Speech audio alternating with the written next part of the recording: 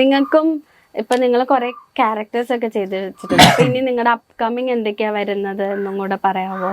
Upcoming എന്ന് പറയണ ഞാന് ഇങ്ങനത്തെ ഡ്രസ്സൊക്കെയാണ് കൂടുതലും മോഡേൺ ഡ്രസ്സിട്ടുണ്ടാ ചെല്ലുന്നത് നടക്കുന്നതും. പക്ഷെ എന്നെ പിടിച്ച് ഈ പാവപ്പെട്ടതാക്കും.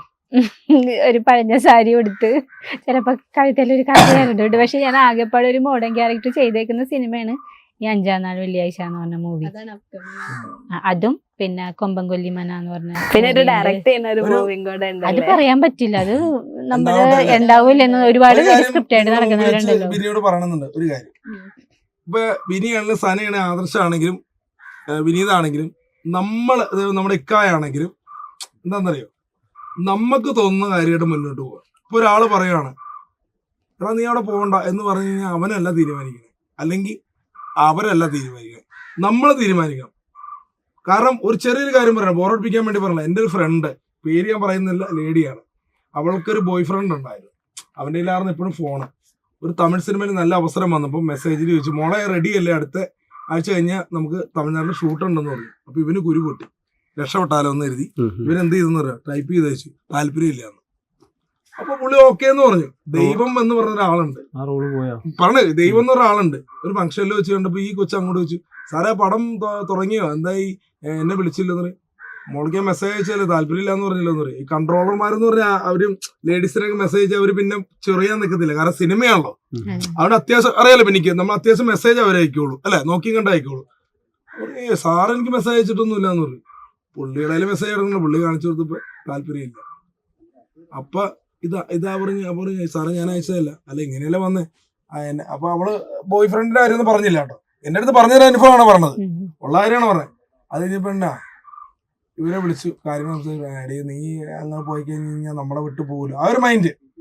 അപ്പൊ പറഞ്ഞു എടി ഞാൻ രക്ഷപ്പെട്ടു പോയാൽ നിനക്ക് ഗുണമല്ലേ ഉണ്ടാവുള്ളൂ എന്ന് അവള് പറഞ്ഞു. അവർ ഇനി പോലെ ഒരു സൗഹൃദം നമ്മൾ തമ്മിൽ ഇല്ല എന്ന് പറഞ്ഞു. എന്താ കാര്യം, അവിടുത്തെ ഫ്രണ്ട്സിനെ കിട്ടിയിട്ട് അവൾക്ക് എന്തെങ്കിലും പ്രയോജനമുണ്ടോ? ഒരു പ്രയോജനമില്ല. നല്ലൊരു വേഷമാണ് പോയത്. ആ വേഷം കിട്ടിയാൽ നല്ലൊരു അവസരം വന്നു. ഞാൻ പറഞ്ഞു വന്നത് എന്താണെന്ന് വെച്ച് കഴിഞ്ഞാൽ നമ്മളാണ് തീരുമാനിക്കുന്നത്. ഒരു സിനിമ ഇപ്പൊ ബിനിയെ, ഇപ്പൊ എന്റെ സൗഹൃദം അഭിലാഷ് ആട്ടായിട്ട് കൂട്ടുകൂടണമെന്ന് ബിനി തീരുമാനിക്കണം. ബിനിയുടെ ഫ്രണ്ടോ അല്ലെങ്കിൽ ഒരാൾക്കാരോ അവന്റെ കൂടെയാണോ നിങ്ങൾക്ക് നെഗറ്റീവ് കിട്ടും എന്ന് പറഞ്ഞാൽ അവരല്ല തീരുമാനിക്കേണ്ടത്.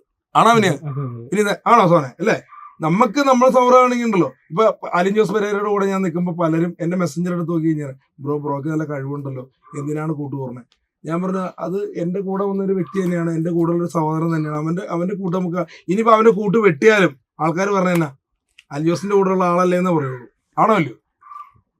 അല്ലെ? ഇനി എത്ര വർഷം കഴിഞ്ഞാലും മറ്റേ ആറാട്ടിന്റെ കൂടെ നടക്കണേ അവനല്ല എന്നാ ചോദിക്കുള്ളൂ, ഇനി കൂട്ട് വെട്ടിയാല്. അപ്പൊ ഞാൻ പറഞ്ഞു വന്ന വേറെ ഒന്നുമല്ല, നമ്മൾ തന്നെ തീരെ. ഇപ്പൊ ബിനിക്ക് തന്നെ തരോ ചിലർ പറയുമ്പോ ഒരു സംവിധായകനെ കുറിച്ചോ അല്ലെങ്കിൽ ഒരു ആളെ കുറിച്ചോ ചിലപ്പോൾ നെഗറ്റീവ് പറയും. അവർക്ക് കിട്ടാത്ത കുശുമ്പായിരിക്കും, എടിയാ എന്റെ കൂടെ ഒന്നും പോകണ്ടാട്ടോ എന്ന് പറയും. പെട്ടെന്ന് നമ്മൾ വിശ്വസിക്കാത്ത ഒരു കൂട്ടുകാരാണെങ്കിൽ അത് നേരാ. പക്ഷെ അവിടെ അവസരം പോണ ബിനിക്കായിരിക്കും. ആണല്ലോ? ആ ബിനി തന്നെ തീരുമാനിക്കുക. നല്ലതാണോ ചീത്തയാണോ എന്നുള്ള പ്രായം ഉണ്ടല്ലോ. ഇപ്പൊ നല്ലതിനാണോ ചെയ്യുന്നത് ചീത്തയാണോ ചെയ്യണമെന്നുള്ള അറിയാനുള്ള പ്രായം ഉണ്ടല്ലോ.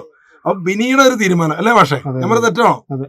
ഞാൻ പറയാതെ ഇപ്പൊ ഇന്റർവ്യൂ കാണുമ്പോൾ പലവരും കമന്റ് ഇടാനൊക്കെ വരും. നമ്മൾ കമന്റ് പേജ് ഒന്നും നോക്കി മൈൻഡ് ചെയ്യണ്ട, കമന്റ് ആർക്കും ഇടാം, മനസ്സിലായില്ലേ? കമന്റ് ഇടാനുള്ള ആൾക്കാർ വരും, അത് അവരുടെ ഡ്യൂട്ടിയാണ്. അങ്ങനെയാണ് ഇവരൊക്കെ ചാനല് പണ്ടേ അടച്ചു പൂട്ടേണ്ട ആൾക്കാരാ. കമന്റ്സ് ഇടും അല്ലേ, മൈൻഡ് ചെയ്യാൻ പോകണ്ട, മൈൻഡേ ചെയ്യണ്ട. കാരണം ഒരു അസൂയാണ് കമന്റ് എന്ന് പറഞ്ഞാൽ, അസൂയ. നമ്മൾ കമന്റ് ഇടാണെന്ന് പറയാം ഇവർ ഇത്ര ആയല്ലോ, ഇവന്മാരെ തകർക്കാൻ നോക്കാം.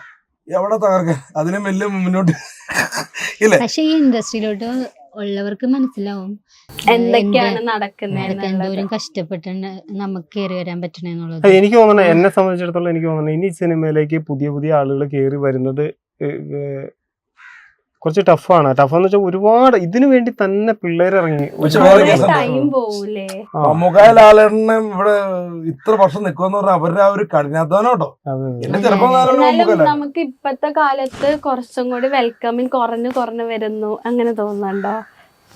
അതോ പഴയകാലം അവസരങ്ങൾ കുറഞ്ഞ ഞാൻ അതാണ് പറഞ്ഞു വന്നത്. അതായത് ഒരുപാട് പിള്ളേര് നമ്മളില്ലെങ്കിൽ അടുത്ത ആൾ ഓപ്ഷൻസ് കറക്റ്റാണ് പറഞ്ഞു. ഇപ്പൊ സോഷ്യൽ മീഡിയയിൽ വന്നവരെയാണ് വിളിക്കുന്നത്. അത് ഭയങ്കര ഒരു ഇതാണ്. കാരണം എന്ന് വെച്ചാൽ സോഷ്യൽ മീഡിയയിൽ എന്തെങ്കിലും ആയെന്ന് കണ്ടവർ അപ്പൊ തന്നെ വിളിക്കുകയാണ്. അതിലൊക്കെ തെറ്റാണ്.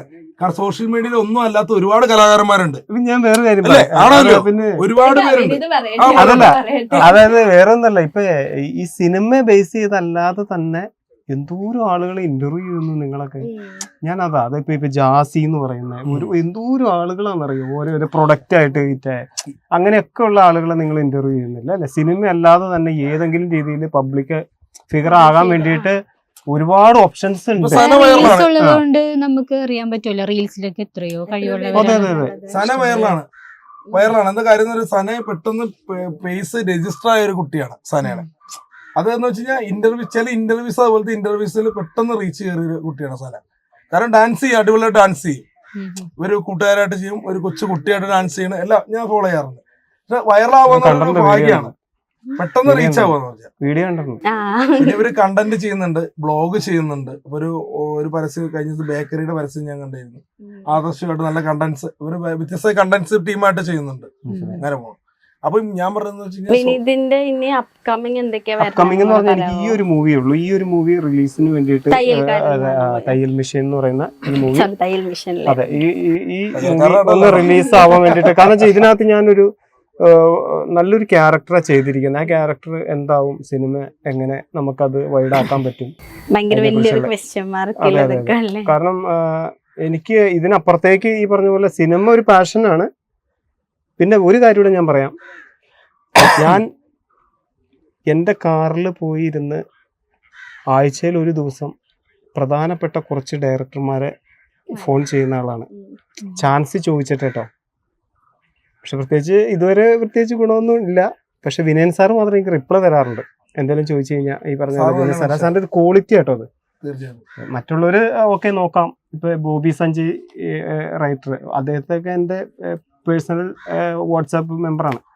അദ്ദേഹത്തിനോട് പറയുമ്പോൾ അദ്ദേഹം എൻ്റെ അടുത്ത് പറഞ്ഞിട്ടുണ്ട്, നീ പൈസ കൊടുത്തൊന്നും ഒരിക്കലും അഭിനയിക്കാൻ പോരുത്, എപ്പോഴെങ്കിലും ഒരു ഇത് വരുവാന്നുണ്ടെങ്കിൽ ആ ക്യാരക്ടർ ഞാൻ എഴുതാം. അപ്പൊ അപ്പോഴും ഞാൻ ചിന്തിക്കുന്ന വേറെ ഒന്നല്ല, നമ്മൾ ചെയ്തിരിക്കുന്ന ഒരു സംഭവം ആളുകൾ ഒരു പ്രൊഡക്റ്റ് കാണണമല്ലോ. നമ്മളൊരു പ്രൊഡക്റ്റ് ചെയ്തിട്ട് അത് ആളുകളിലേക്ക് എത്തിക്കാൻ പറ്റണ്ടേ?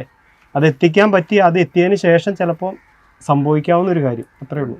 ഞാൻ കാര്യം ചോദിച്ചോട്ടെ, ബൈജു കുട്ടമ്പഴയുടെ കോണ്ടാക്ട്സ് ഉണ്ടോ? ബൈജു കുട്ടമ്പഴ ഇപ്പൊ എന്തോ മീഡിയയുടെ പരിപാടിയൊക്കെ ആയിട്ട് നല്ലൊരു കലാകാരനാണ്. കാരണം ഇവരായിട്ട് പരിചയപ്പെടാൻ കാരണം ബൈജു കുട്ടമ്പഴയാണ്. കാരണം കുട്ടമ്പഴ എന്ന് കേട്ടല്ലോ ഗ്രാമമാണ്, അവിടെ ഒരുപാട് സപ്പോർട്ടൊന്നും കിട്ടില്ല അവിടെ, അല്ലേ? TV, റേഡിയോ അങ്ങനെ ഇപ്പോഴാണ് പുരോഗമിച്ചത്. ആ നാട്ടിൽ നിന്നും സ്വന്തമായി കാണാണ്ട് പഠിച്ച് തമിഴ് പാട്ടുകൾ, വിജയുടെ പടത്തിൽ പാട്ടൊരാളാണ് ബൈജു കുട്ടമ്പഴ. ആദ്യമേ ഒരു ദിവസം എൻ്റെ അടുത്ത് ചാൻസ് എന്ന് ചോദിച്ചപ്പോൾ ഞാൻ പറഞ്ഞു, ഓടാ ഞങ്ങളുടെ പരിപാടി കഴിയുമ്പോൾ ചാൻസ് ഇല്ലാന്ന് പറഞ്ഞു. അപ്പൊ ഞാനത് വല്ല ഈ സ്കൂളിലൊക്കെ പരിപാടി ചെയ്യുമ്പോൾ ചിലവർ ഷൈൻ ചെയ്യാൻ വേണ്ടി എന്തെങ്കിലും കാണിക്കില്ലേ, ശിവൻ കയറി മേഘമായി വന്നു പോകരുന്നുള്ള പാട്ട് പാടി. ഞാൻ ഒരു നിമിഷം ഇങ്ങനെ സ്റ്റില്ലായി പോയി, കാരണം നല്ല തമിഴ് വോയിസ്. പെട്ടെന്നൊരു കാര്യം. അപ്പൊ ഈ പറഞ്ഞ പോലെ തന്നെ എനിക്ക് നിങ്ങളോട് സംസാരിച്ചപ്പോ തോന്നിയൊരു കാര്യം എന്താന്ന് വെച്ചാല്, ഒരുപാട് ഇങ്ങനെ ആഗ്രഹിച്ചിട്ട് സിനിമയ്ക്ക് വന്ന രണ്ടുപേരാണ് നിങ്ങൾ. അപ്പൊ നിങ്ങൾക്കാണെങ്കിലും ഈ അവസരങ്ങൾ കിട്ടുന്നുണ്ട്, പക്ഷെ എന്താ പറയാ, ഉയർന്നു വരാൻ പറ്റാത്തൊരു മീൻസ് പയ്യാണ് ആ ഒരു ഉയർച്ച എന്ന് പറയുന്നത്. അപ്പൊ ഞാൻ പറയുകയാണെങ്കിൽ ഞാൻ മനസ്സ് നിറഞ്ഞ ആഗ്രഹിക്കുകയാണ് നിങ്ങൾക്ക് ഇനി ഒരുപാട് അവസരങ്ങളും കിട്ടട്ടെ. ഈ പറഞ്ഞ പോലെ ആ സക്സസ് നിങ്ങളെ പെട്ടെന്ന് തേടി വരട്ടെ എന്ന് പറയും. ഇപ്പൊ ഒരുപാട് സിനിമകൾ റിലീസാവാൻ നിൽക്കണാണല്ലോ, അപ്പൊ അതിലൂടെ ഒക്കെ തേടി വരട്ടെ എന്ന് ആശംസിക്കുന്നു. Thank you so much. ഒരു ആശംസ ഞങ്ങൾക്ക് തന്നെ സപ്പോർട്ട് ചെയ്യണം.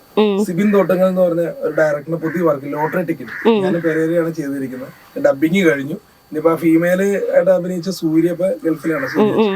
അതിനോടെ കഴിഞ്ഞ് തീരും. അപ്പൊ നിങ്ങളെ സപ്പോർട്ട് എന്തായാലും ആ സിനിമയ്ക്കും നമ്മുടെ തയ്യൽ മിഷൻ എന്ന സിനിമയ്ക്കും പിന്നെ ബിനിയുടെ ഒക്കെ ഒരുപാട് സിനിമകൾ ഇറങ്ങാൻ നിൽക്കുമല്ലേ, അതിനെല്ലാം സമരസ എന്ന് പറഞ്ഞ മൂവി ചെയ്യുന്നുണ്ട്. മന്ദാകിനിയിലും നിത്യഹരിത നായികയിലൊക്കെ ഉണ്ട്. നഗിലയുടെ കൂട്ടുകാരിയായിട്ട് നല്ലൊരു ക്യാരക്ടറാണ് ചെയ്തുകൊണ്ടിരിക്കുന്നത്. നിലമ്പൂരാണ് വർക്ക് ചെയ്തോണ്ടിരിക്കേണ്ടത്. അത് ഉടനെ റിലീസ് ആവാനായിട്ടുള്ള ഡബിങ് തുടങ്ങണം. പിന്നെ പ്രദീപ് ഏലൂരിന്റെ യുദ്ധം എന്ന് പറഞ്ഞാലും പെരേരയാണ് കൂടുതൽ. അപ്പൊ ഈ പറഞ്ഞ പോലെ തന്നെ എല്ലാവർക്കും എല്ലാവരും ആഗ്രഹങ്ങളും നടക്കട്ടെ എന്ന് ആശംസിക്കുന്നു. Thank you so much. അപ്പൊ അഡ്വാൻസ് ഒരു കാര്യം കൂടെ പറയണം. Advance happy new year. അപ്പൊ ഒരു കാര്യം പറഞ്ഞു, കലാകാരന്മാർക്ക് വയനാട് ദുരന്തം വന്നപ്പോഴേക്കാ വിട്ടുപോയില്ലേ, ഒരുപാട് പേര് വിട്ടുപോയില്ലേ, ആണോ ഇല്ലയോ? ഒരുപാട് സങ്കടമായിരുന്നു. സൗണ്ടുകാർക്ക്, മിമിക്രിക്കാർക്ക്, പാട്ടുകാർക്ക്, എല്ലാവർക്കും. കൊറോണ വന്നു, വെള്ളപ്പൊക്കം വന്നു. കൊറോണ വന്നപ്പോഴും ശരിക്കും പേടിച്ചു പോയി. അതെല്ലാം ദൈവാനുഗ്രഹം കൊണ്ട് മാറി, വെള്ളപ്പൊക്കം മാറി. അപ്പോൾ ഈ വയനാട് ദുരന്തം നമുക്ക് ഒരു ഷോക്കായിരുന്നു. അതിനുമുമ്പ് അർജുൻ്റെ പ്രശ്നമൊക്കെ വന്നപ്പോൾ നമുക്ക് ശരിക്കും ഇതായിരുന്നു, ആഘോഷങ്ങളൊന്നും ഇല്ലായിരുന്നു. അപ്പോൾ വീണ്ടും ആ കലാകാരന്മാരുടെ സന്തോഷം വന്നിരിക്കുക, പാട്ട് പാടാനും മിമിക്രി ഉത്സവങ്ങളൊക്കെ വന്നിരിക്കുകയാണ്. അപ്പോൾ വരുന്ന വർഷം, ഈ വർഷം പോട്ടെ, ചിലർ അടുത്ത വർഷം ഞാൻ കുടിക്കില്ല, ഈ വർഷം കൂടെ ഉള്ളൂ എന്ന് പറഞ്ഞിട്ട് വീണ്ടും കുടിക്കില്ല എന്ന് പറഞ്ഞ പോലെയല്ല. അടുത്ത വർഷം എല്ലാവർക്കും പ്രോഗ്രാംസ്, സിനിമകളും ഉണ്ടാവട്ടെ. എല്ലാവർക്കും അഡ്വാൻസ് ഹാപ്പി ന്യൂ ഇയർ നേരുകയാണ്. നല്ല വർഷമായി മാറട്ടെ അല്ലേ. നമ്മുടെ സന ആദർശിന്റെ ഭാഗമായിട്ട് ഞാനിവിടെ കൂടി പറയാണ്. അപ്പൊ പറ ഹാപ്പി ന്യൂ ഇയർ. അടിപൊളി.